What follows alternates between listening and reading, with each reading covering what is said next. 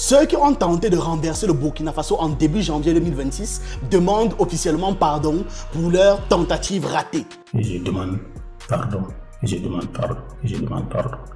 Et je demande sa clémence et à tous les membres de son gouvernement. Moi et tout l'ensemble des missionnaires devraient passer en action le 3 janvier 2026 à 23h selon les horaires du colonel Damiba. Je demande clémence à son excellence le capitaine Ibrahim Traoré, à la population et à toute la hiérarchie militaire. Je présente mes sincères regrets à son excellence, chef suprême des armées. Je présente mes sincères regrets à ma hiérarchie et à la hiérarchie militaire. Que Dieu aide le Burkina Faso. Aucun mal intérieur ou extérieur ne pourra diviser notre cher pays. Ils demandent pardon, qu'on leur pardonne, qu'on passe au-dessus de ça et ils se justifient même. Nous allons écouter ce qu'ils disent, comment ils le disent et surtout ce que ces confessions révèlent réellement. Ensuite, on va faire une analyse critique de cette affaire plus globalement. Vous aurez mon avis cru sur la situation et sur pourquoi est-ce qu'ils ne doivent jamais être pardonnés ni relâchés. Au contraire, ils doivent être sévèrement punis et ils doivent servir d'exemple. Likez, abonnez-vous et partagez. Je vous explique tout sur Penser le Monde. Les événements que nous allons analyser aujourd'hui concernent la tentative du coup d'État déjoué au Burkina Faso dans la nuit du 3 au 4 janvier 2026 contre le président de la transition Ibrahim Traoré.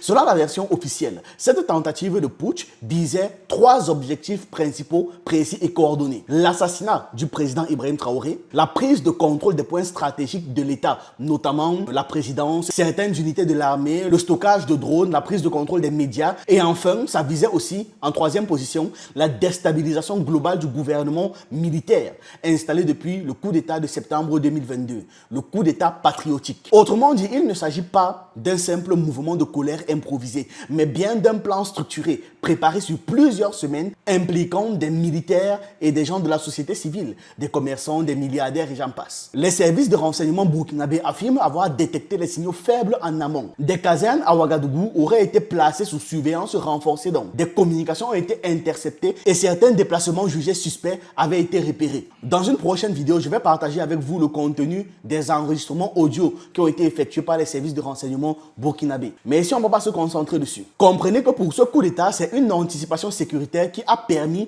de déjouer le complot avant même qu'on ne passe à l'acte. Aucun affrontement majeur n'a été signalé la nuit-là, aucun bain de sang, mais la capitale a vécu plusieurs jours de tensions sourdes, marquées par les patrouilles, des rumeurs persistantes et un climat de méfiance généralisé. Et c'est un point fondamental à comprendre. Au Sahel, un coup d'État raté n'est jamais un événement clos. Même lorsqu'il échoue, il laisse derrière lui des fractures, des soupçons et souvent une phase de durcissement politique. Et à raison. Très rapidement, après le déjouement de la tentative, il y a donc une vague d'arrestations qui est lancée. Les autorités reconnaissent l'interpellation de plusieurs militaires et civils sans jamais donner de chiffres précis. On parle de plusieurs dizaines de personnes, avec la précision importante que tous ces mutins n'ont pas été arrêtés et qu'il y a des investigations qui se poursuivent pour démanteler l'intégralité du réseau. D'autres arrestations concernent des officiers militaires, dont au moins un capitaine, dont la voix apparaît dans les enregistrements audio diffusés comme élément de preuve. Sur le plan juridique, les personnes arrêtées risquent un procès pour trahison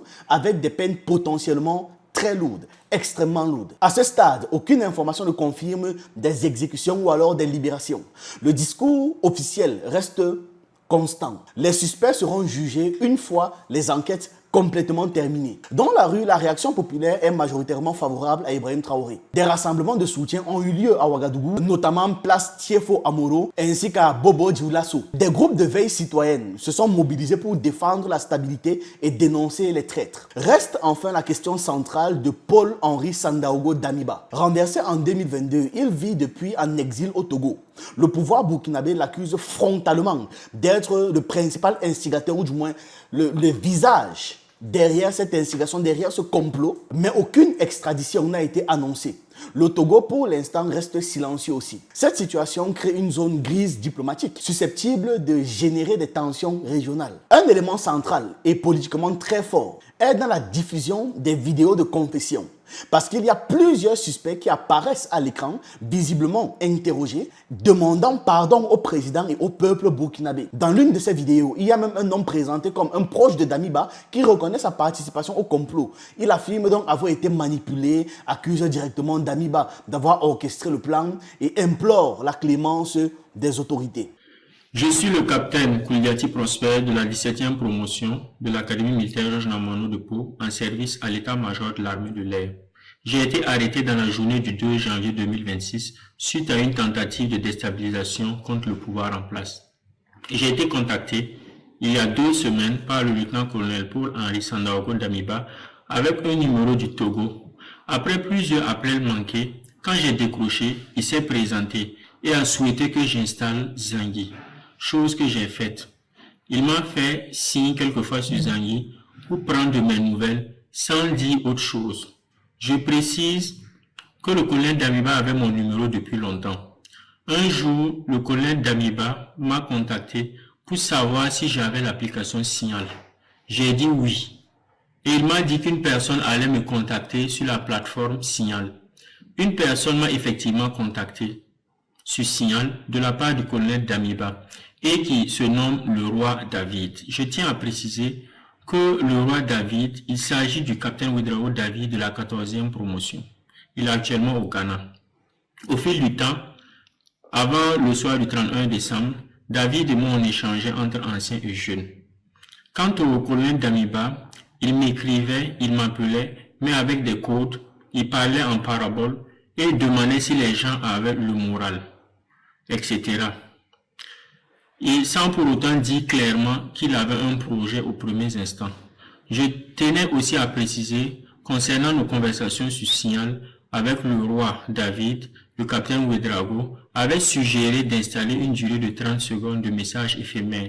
Et aussi, lorsque le colonel Damiba m'écrit sur Zangui, au bout de 10 minutes, lorsque je ne lis pas, il supprime. Au soir du 31 décembre, le colonel Damiba m'a contacté pour me notifier que le roi me fera signe sur Signal pour un colis, sans préciser la nature, le contenu du colis. Le roi m'a fait signe sur Signal, en donnant 2 numéros. L'un chez qui je devais récupérer et l'autre celui à qui je devais remettre. C'est là que j'ai impliqué mon frère Sardo Robert. Il est entré en contact avec l'intéressé et récupéré le colis. Je tiens à préciser que Robert a juste fait la course pour moi. Quand j'ai récupéré le colis, avant qu'il n'aille remettre, j'ai ouvert le colis. C'était de l'argent. Il y avait 8 millions. J'ai décidé volontairement de soutirer 3 millions avant de faire remettre le colis de 5 millions à l'intéressé, par l'intermédiaire de Robert. Le colonel Damiba m'a écrit qu'il allait m'appeler le 2 janvier soir pour une mission qu'il allait me confier.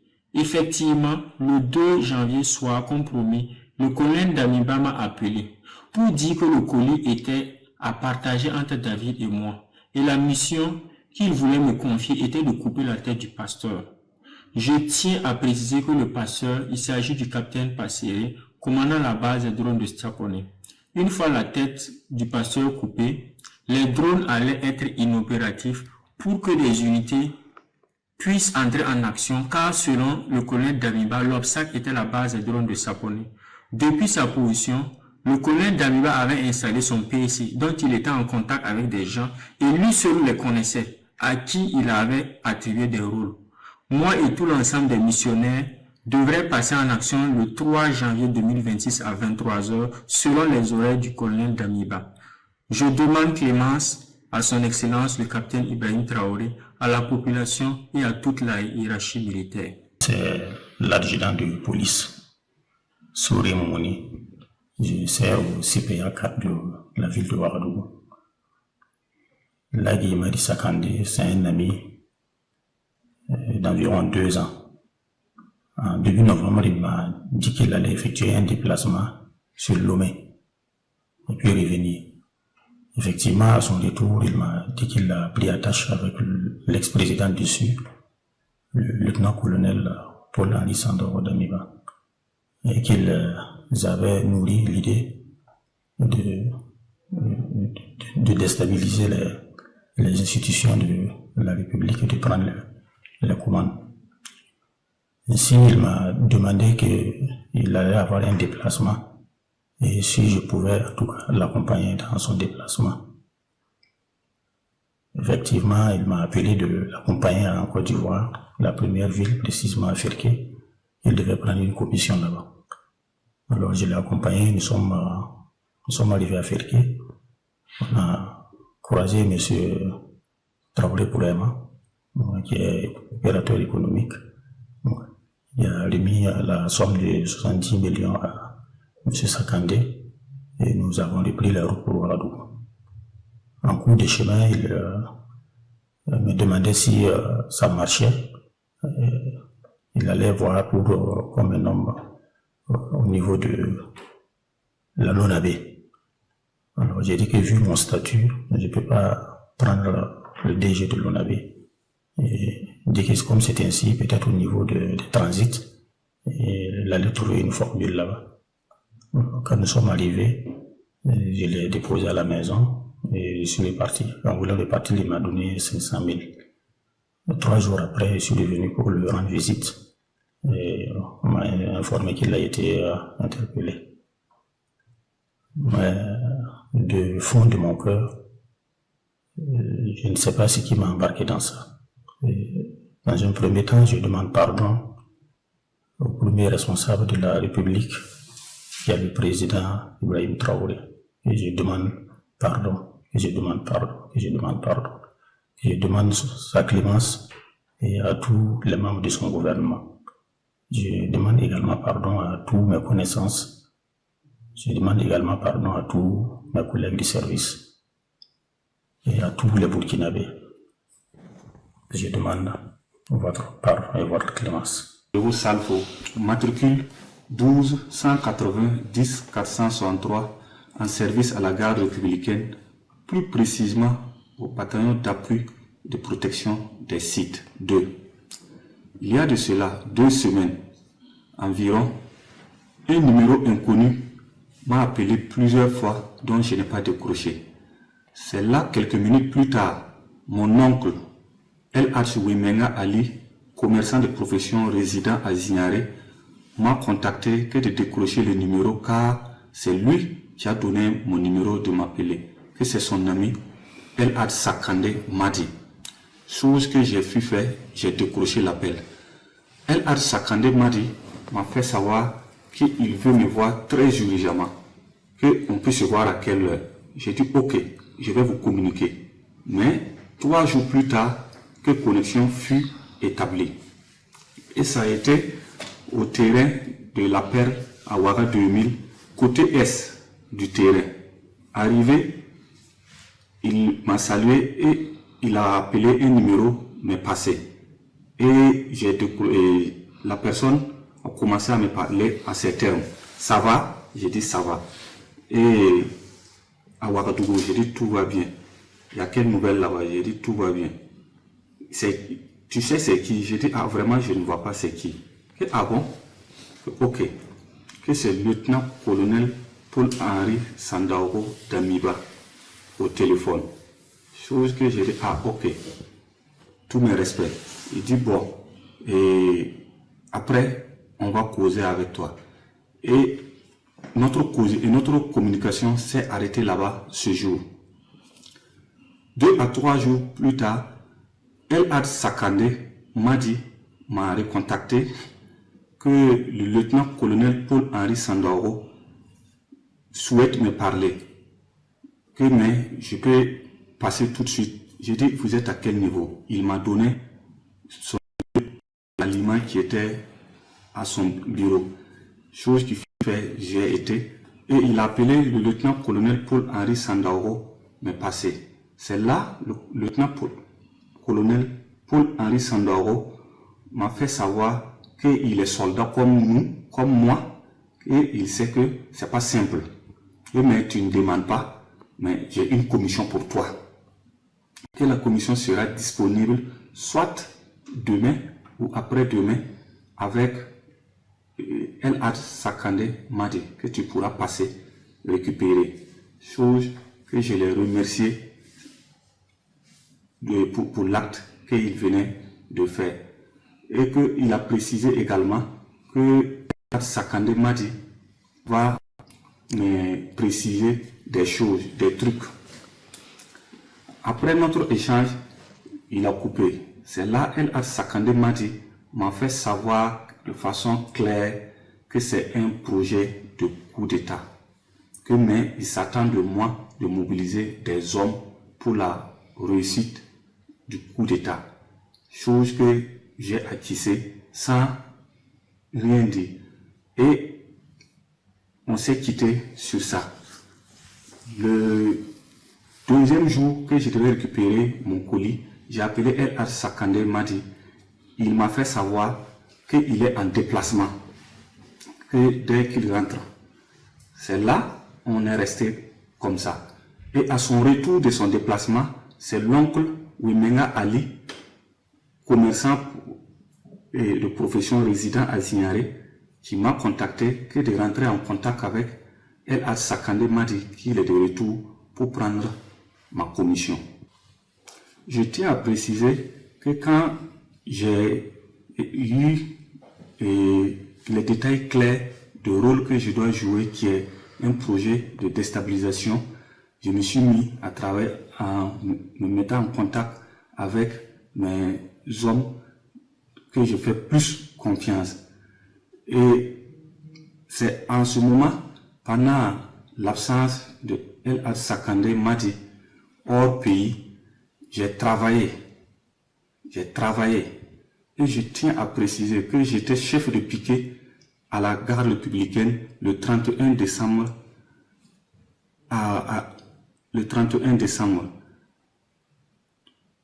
Soit rendez-vous a été pris entre Lagui Sakandé et moi à 20h à Parlayiri à son bureau pour récupérer un colis. En partant pour récupérer le colis, j'ai été avec mon véhicule avec 2 PKMS et des munitions, beaucoup de munitions, 4 caissettes de munitions. Une fois sur les lieux, je devrais communiquer avec le lieutenant-colonel Paul-Henri Sandaogo Damiba afin de rentrer en possession de mon colis et prendre les horaires de la rencontre. C'est quand j'attendais l'appel que j'ai été arrêté avec El Hadj Sakandé Madi à Parlayiri aux environs de 22h. Je présente mes sincères regrets à Son Excellence, chef suprême des armées, président du Faso, le peuple résilient du Burkina Faso.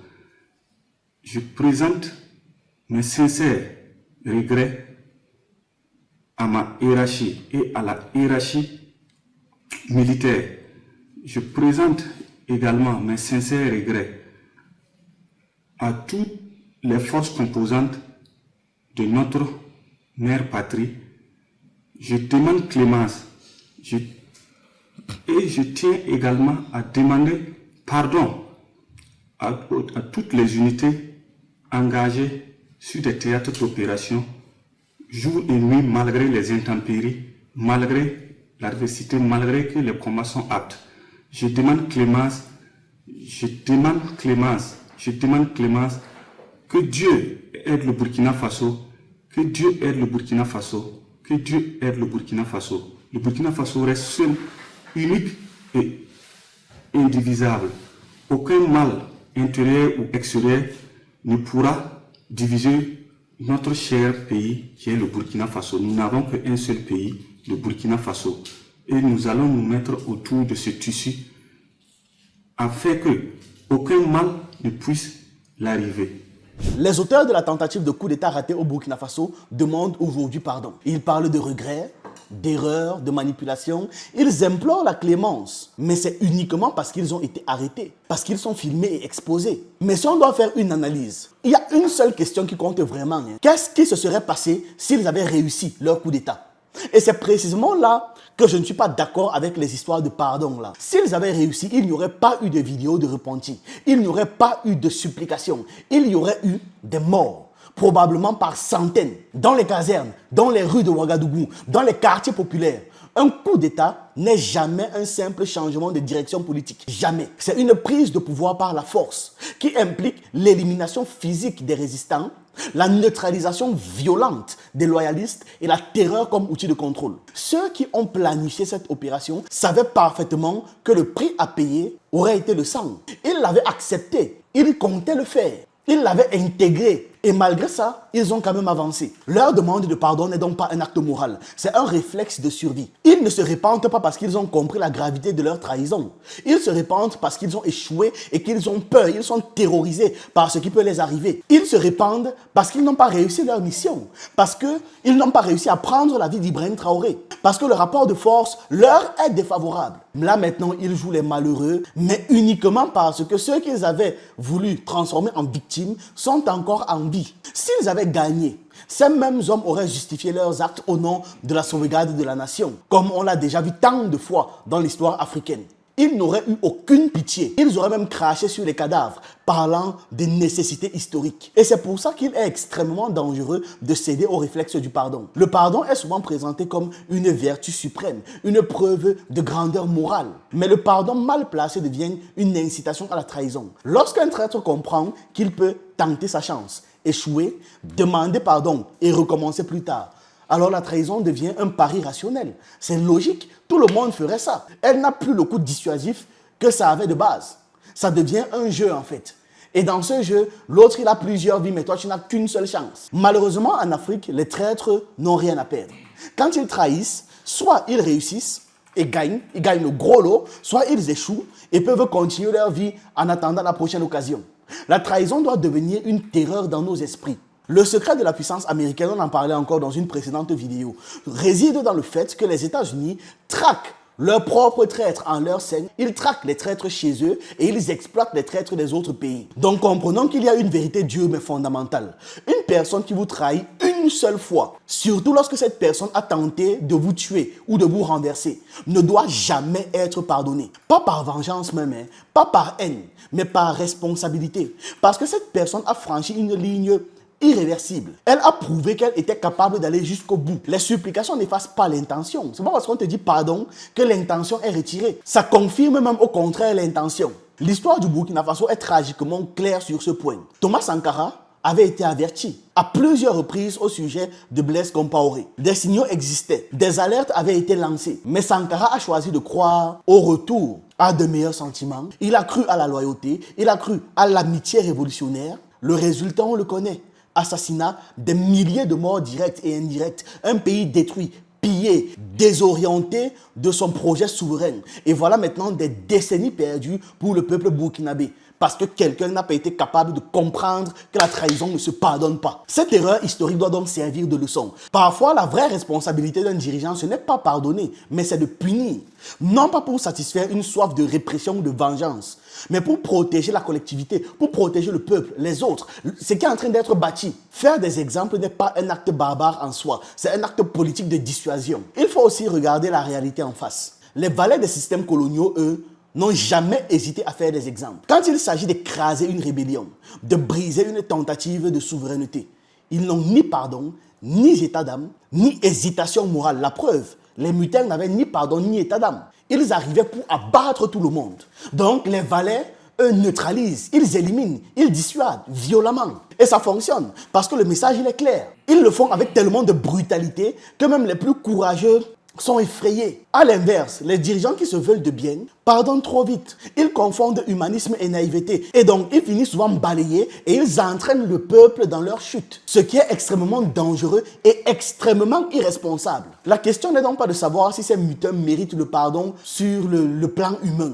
La question est de savoir si le Burkina Faso peut se permettre de pardonner ce type de trahison sans mettre en danger son avenir. Et la réponse, si on regarde dans l'histoire, si on regarde les faits, si on regarde le prix à payer à chaque fois, est non.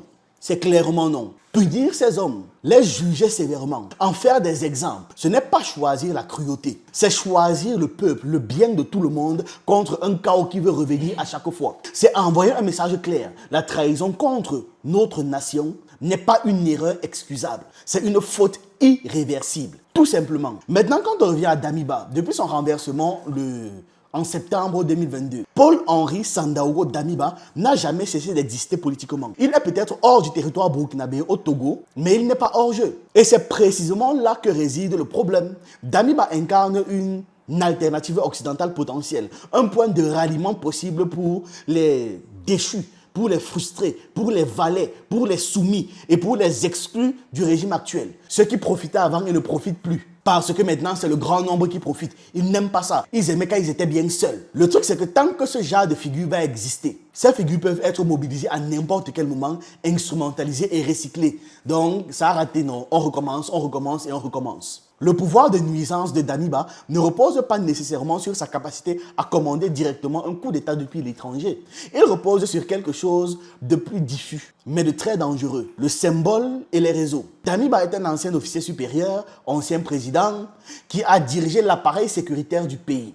Il connaît des hommes, il connaît des failles, il connaît des rancœurs, il connaît des lignes de fracture interne à l'armée. Donc même en exil, il peut servir de référence, de prétexte, voire d'argument moral pour les militaires dissidents cherchant une légitimité politique dans leur action. Mais reconnaître que Damiba est une nuisance pose immédiatement une autre question. Quels sont les recours réels que dispose le Burkina Faso, l'État burkinabé, pour mettre hors d'état de nuire cet individu? Le premier levier est judiciaire. Le Burkina Faso peut émettre des mandats d'arrêt internationaux et nationaux contre Damiba, l'accusant de complot, de trahison ou d'atteinte à la sûreté de l'État. C'est une démarche classique, mais elle a une limite majeure. Elle dépend entièrement de la coopération d'un pays hôte, en l'occurrence le Togo. Sans extradition volontaire ou un accord bilatéral, ces mandats restent largement symboliques. Ça va renforcer la narration interne, mais ça ne va pas neutraliser physiquement l'individu nuisible. Le deuxième levier, il est diplomatique.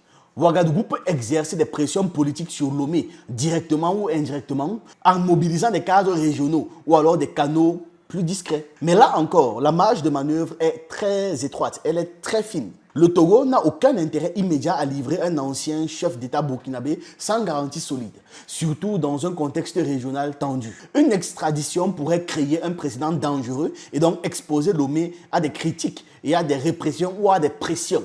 Voilà. Du reste de la CEDEAO. Le silence togolais jusqu'ici est donc en soi une stratégie. On doit comprendre ça comme ça. Le troisième levier, il est politique. Genre la politique interne.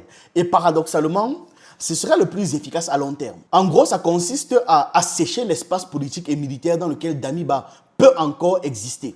Donc tous ces relais et ces points d'ancrage. Ça passe par la neutralisation des réseaux locaux à l'ancien régime, la coopération des indécis et la marginalisation progressive de toutes les références à Damiba comme alternative crédible. En clair, c'est rendre Damiba inutile, non pas en l'arrêtant, mais en supprimant sa capacité d'influence. Voilà. Enfin, on pourrait évoquer ce qui n'est pas dit officiellement, mais que tout le monde comprend. C'est l'option extrajudiciaire. Historiquement, dans de nombreux contextes africains et non africains, des gouvernements ont choisi de neutraliser leurs adversaires en exil par des moyens non conventionnels.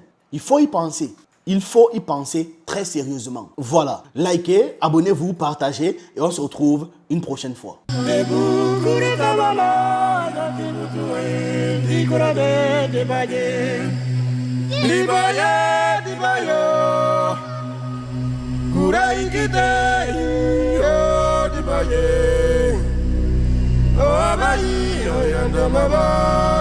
Oh,